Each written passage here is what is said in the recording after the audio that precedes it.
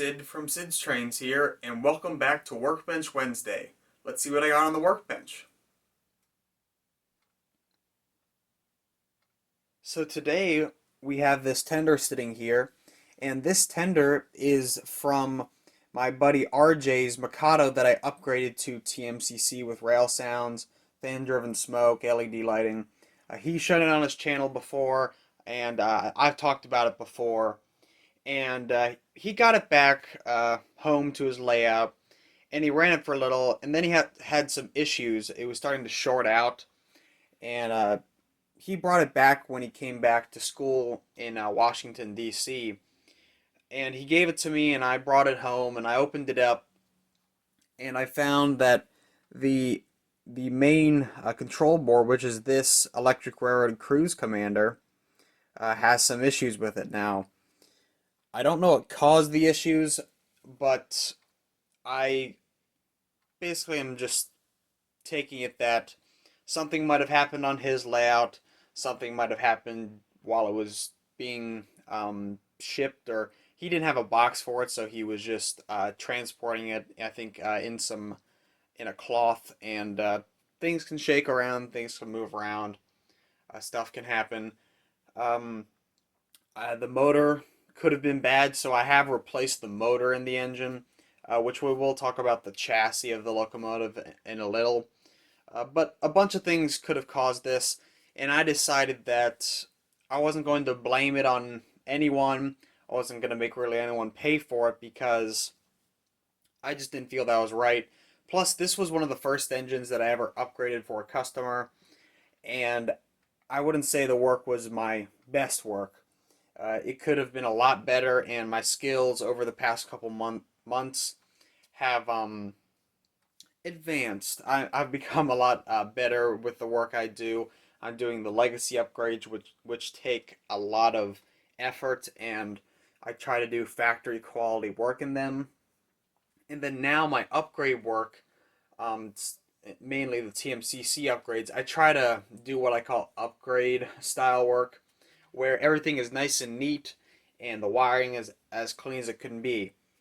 Um, this engine, I wouldn't say that my wiring was bad, it just wasn't super neat, and that could have caused issues, and I just don't want any of that to happen, so I'm just redoing it all, and I'm going to be replacing this main board here. The part on the board that has gone out is the motor driver. Oddly enough, when you apply power to this and you start the train up, immediately it shoots off and the motor goes all crazy, and I'm pretty sure it's shorting out as well when it's doing that, so it does not like being used anymore, so I'm gonna set this one aside and likely fix it in the future, but instead I'm going to be replacing it for RJ so that he can have his train back. As you notice, I've already removed this, and this looks very, it's very simplified here. There's not really anything left. There's just the rail sounds board, the speaker, the coupler, and some wiring. All the other wiring was part of this tether here, and this tether is something else that I don't really like about it. It was kind of hard to connect the tether up on this engine, and it just didn't work very well in my opinion. So I'm going to be replacing that with a different tether. And then this is just some wiring for the backup light.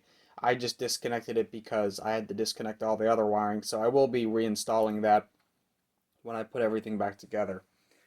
And that's about everything I have for the tender. I will be putting a new board in, as I said, and funny enough, I'm actually going to be giving RJ the Cruise Commander from my K-Line Reading Crusader. I am taking the parts out of that to put in this, and you're probably wondering why in the world would you do that?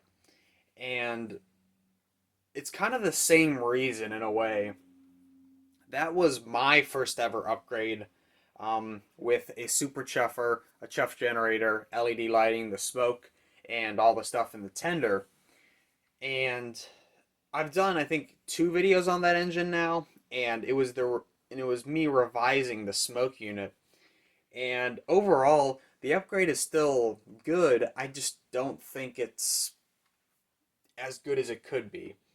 I'm debating between getting another cruise commander for it or going in a different route with an upgrade. So I'll keep you updated on that, but I am going to go grab the Crusader tender and take out the cruise commander. So I have the Crusader tender here, and I'm going to open it up so I can grab the cruise commander out of it. So I got the shell off here, and now I'm going to be taking the cruise commander off of here. But before I do that, I just want to show you what I was kind of talking about before. This was my first ever upgrade in a Steam engine with all the features that, or I call it the whole 9 yards now. It has cruise control, rail sounds, LED lighting, puffing smoke, all of that. And I call it that because it's just about everything you can get out of a TMCC engine. And this was the first time I had ever tried that. And because of that, some of the work here isn't as good as some of my work now. I've improved. My wiring has become better. And I wouldn't call this wiring bad. It's just there's a lot of it and it's not organized very well. And because of that, it kind of looks odd. But as you can tell from all my other work that you've seen, it usually doesn't quite look like this.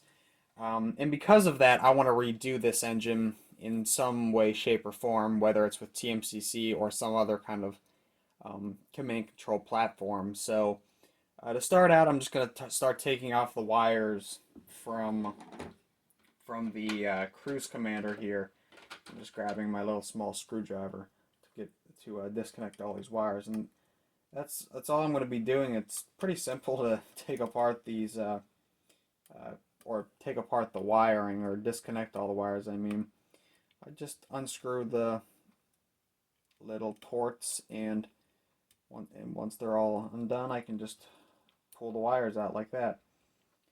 See, there's all those wires, and they're all undone. These wires, yeah, it looks like I soldered these wires on. I think it's because I didn't have a connector for down here, but that doesn't matter. I can undo the solder with my soldering iron, but let me undo the main power wires back here, and I can really get all this off. I'm just kind of chuckling because this isn't the kind of quality work I'll do now. Let me actually take off this R2LC. I think I put an R2LC on the... Yeah, oh no, this one's an R4LC. But back to this. I don't do this kind of quality work anymore. I do a lot better. But overall, I wouldn't call it bad. People love this engine. I love it. I just want to redo it so it, at least on the inside, will be nicer. I'm not going to change anything cosmetically, but of course, I just want to make it look nicer. So now let me grab my soldering iron so I can undo these solder joints here. So now I'll just take my soldering iron and I'll disconnect this wire here. Should come off. There we go. And there we go. This wire is off now, and that's all I need to do. I'll take my soldering iron and clean up that pin, because I will be putting a plug back on that. That looks better, and if I'll set my soldering iron back in my cradle, and then here we go. So now the cruise commander is disconnected from everything, and if I flip over the chassis, it might be hard to see, but there's a black screw down in the center.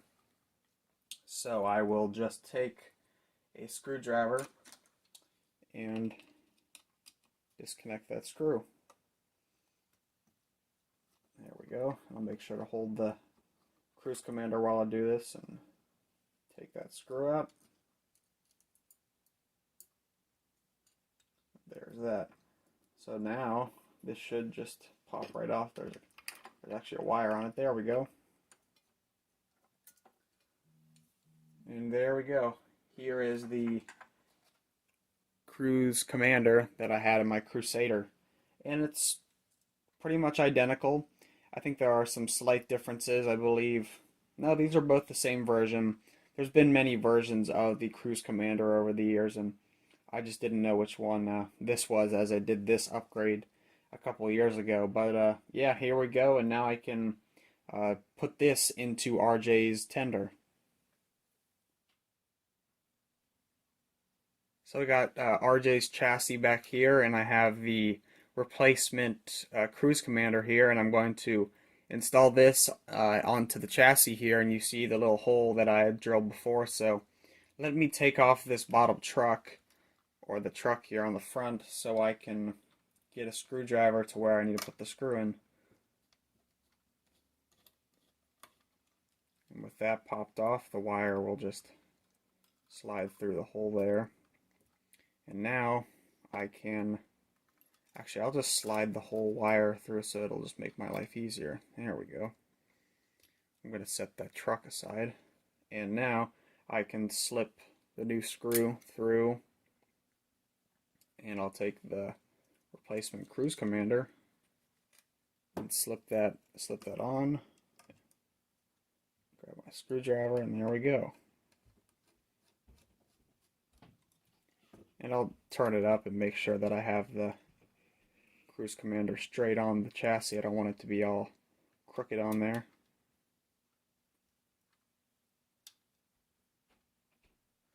And there we go. Made sure to tighten that down. And there we go. So let me reinstall the truck, and then we can continue with the redoing of all of this. So I got the truck put back onto the front of the chassis, and I made sure this is nice and tight on here. And I rerouted the chuff switch wires through the chassis. And now what I'm going to do is I'm going to hook up a couple of the wires that are from the Rail Sounds board and speaker. So first off, let me hook up the big connector here.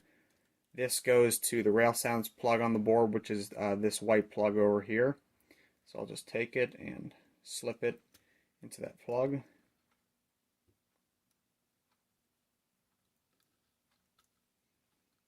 These plugs can sometimes be a little tight, so sometimes it just takes a little more effort.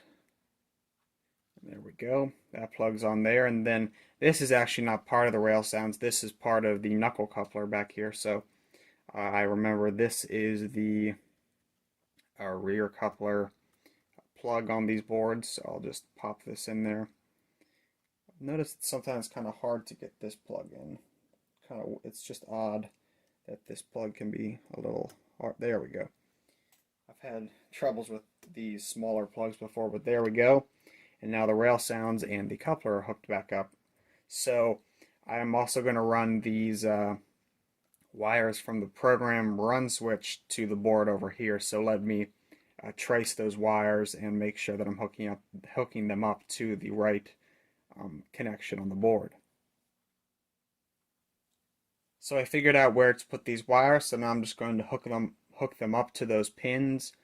On this board, it's pin 1 and 3 for the program run switch. So let me undo this plug, make sure the wires are twisted and not just falling apart, or frayed, as might be a better term for that. It's a braided wire, so when you don't have them twisted, it kind of falls apart and sticks out in random ways. So there's that plug plugged in there, and then I'll take this other wire and connect it to pin 3. And since this is the run program switch, it does not matter how you connect it.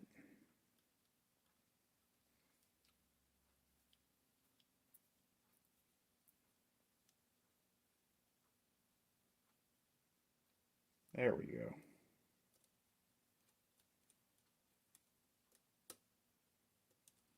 So there we go. Might be hard to see, but those wires are now connected to pins 1 and 3, which is what is needed for the run program switch. So this is about all I can do at the moment for the tender. I still have to figure out the new tether situation, and of course I'll hook up the chuff switch when I get the new tether in. But for now I can actually put the R4LC board back on. But other than that, this is about all I can do on the tender. So let me go grab the chassis of this engine and we can take a look at that and do a little work. So I've already done some work on this chassis, and you can see I have this zip tie here because I was thinking about doing something with these wires here, but I've decided that since I'm going to be replacing the tether, I don't need these wires, of course, because they go down to the old tether. So to start out, I'm going to cut this zip tie off. Let me make sure I don't cut the wires. There we go.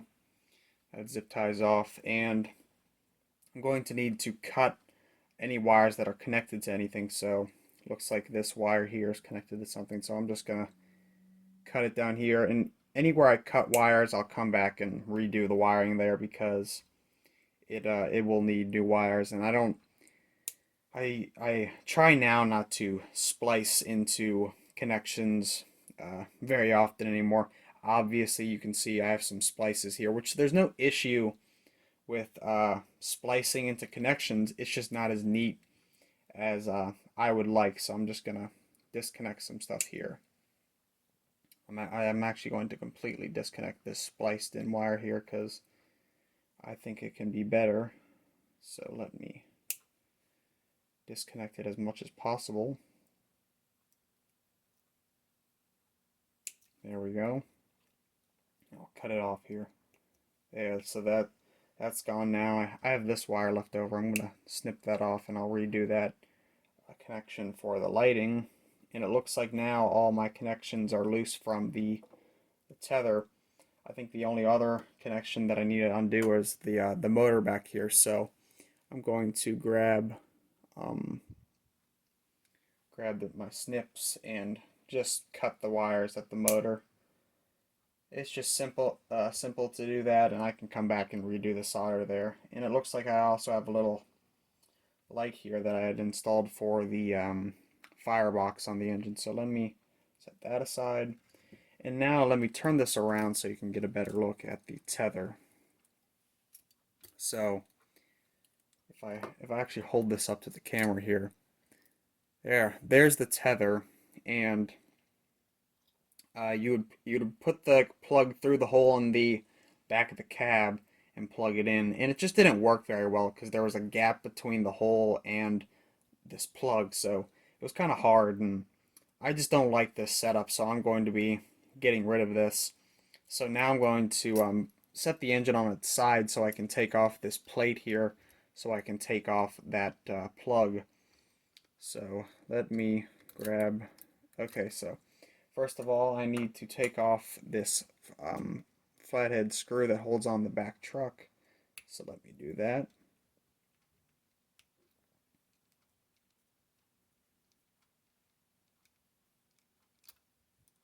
There we go. I'll just slide that out.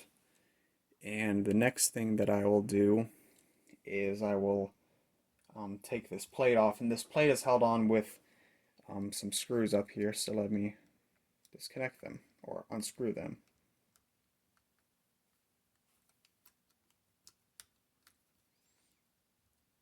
There we go. That one was a little tight, but I got it out. And then there's one more under here that you cannot see. And I'll make sure to get that one as well.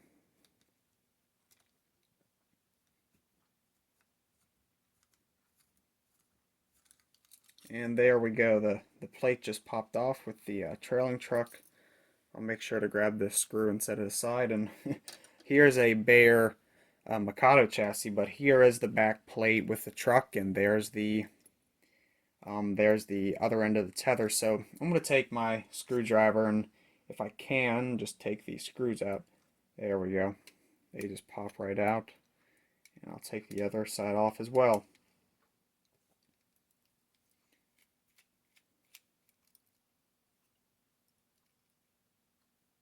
And there we go. And then I had some washers in here. I believe I might have glued these down a little, so might take a little. I'm gonna grab my snips so I can torque them a little. There we go. Loosened up that glue, and those can pop off, and then I'll do the same on this side. Whoa, That one popped off easily, and I think this one's just being held on by a little. There we go. So now the tether is off, so let me set some stuff down here. I have wires all over the place, so this won't be needed anymore. I'm gonna ditch this. I just don't like the way it works, so we're not gonna be using that anymore. And something I mentioned earlier is I replaced this motor. And if you're wondering why there's this solder mark here, this is from an engine that used the motor as the ground for the engine or the ground connection, so that's why that's there. But this was just a spare motor I had. I replaced it just so the motor wouldn't be the thing that could fail. I want to make sure this engine runs well for RJ, so I decided to replace the motor for him. Obviously, it didn't really cost me anything because I had it on hand, so um, this is about all I can do for now. I'm waiting on, or waiting to come up with an idea for the new tether. I think I have an idea, but I want to experiment with it before I actually install it completely. But other than that, the tender work and this is all that I can really talk about or do. What actually, that's a lie. There is one other thing I did. On the smoke unit here, you can see this little brass tube here that feeds the smoke up to the stack. And I redid the way it was mounted. I first of all used a little CA glue to um, attach it temporarily, and then I used some epoxy around it to really hold it on there. And then I took a little bit of black paint and created a little cover for all of the marks that I had made on the smoke unit, so it'd just be a little more presentable, so to speak. And I think it looks really good. But other than that, that is everything that I've done so far on this engine. I will probably do another update on this either next week or the week after. Obviously, the smoke unit isn't completely put back together. There's still some screws missing here. Of course, needs all the new wiring, and overall just needs to be cleaned up. That's really why I'm doing all this, is so I can clean it up, make it more presentable and to the standards that I try to set now. So that does it for today's video. I hope you enjoyed, and as always, like, subscribe, and click the bell for notifications. Comment below and tell others about the channel. I'm Sid, and I'll see you next time, guys.